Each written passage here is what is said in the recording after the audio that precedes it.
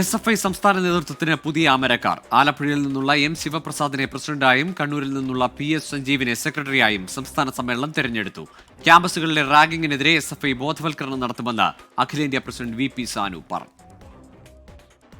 PM ആർഷയ്ക്കും K. അനുശ്രീക്കും പകരം സഞ്ജീവും ശിവപ്രസാദും SFI നേതൃത്വം ഏറ്റെടുത്തു. പുതിയ സംസ്ഥാന secretary PS Sanjeev SFI Kannur ജില്ലാ സെക്രട്ടറിയായിരുന്നു. ആലപ്പുഴ ജില്ലാ സെക്രട്ടറി പദത്തിൽ നിന്നാണ് M. ശിവപ്രസാദ് പുതിയ പ്രസിഡന്റായത്. SFIയെ കൂടുതൽ ശക്തമായി മുന്നോട്ട് കൊണ്ടുപോകാൻ ഇടപെടൽ നടത്തുമെന്ന് ഇരുവരും പറഞ്ഞു. ഭാവിയെ മുൻനിർത്തിക്കൊണ്ട് SFIയെ കൂടുതൽ മുന്നോട്ട് നയിക്കാൻ ആവശ്യകരമായിട്ടുള്ള ഇടപെടൽ ഈ സംസ്ഥാന കമ്മിറ്റി നടത്തും.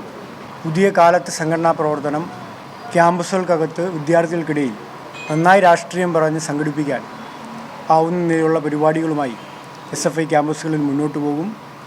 റാഗിംഗ് ഉൾപ്പെടെ ഉയർന്ന വിവാദങ്ങളെ നേരിടാൻ SFI മുൻ നേതൃത്വത്തിന് വീഴ്ച സംഭവിച്ചതായി CPM നേരത്തെ വിലയിരുത്തിയിരുന്നു.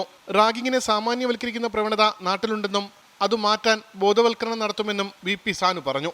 റാഗിങ്ങിനെതിരായിട്ടുള്ള സിനിമകൾ, റാഗിങ്ങിൻ്റെ അപകടം വിളിച്ചു പോകുന്ന സിനിമകളൊക്കെ മുമ്പ് വന്നിരുന്നു. പക്ഷേ ഇതൊരു നോർമൽ സാധനമാണ്, ഒരു ക്യാമ്പസായാൽ നടക്കേണ്ട ഒന്നാണ് എന്നുള്ള ഒരു നോർമലൈസേഷൻ സംഭവിച്ചിട്ടുണ്ട്. ഒരു സാമാന്യവൽക്കരണം ഇതിൽ വന്നിട്ടുണ്ട്.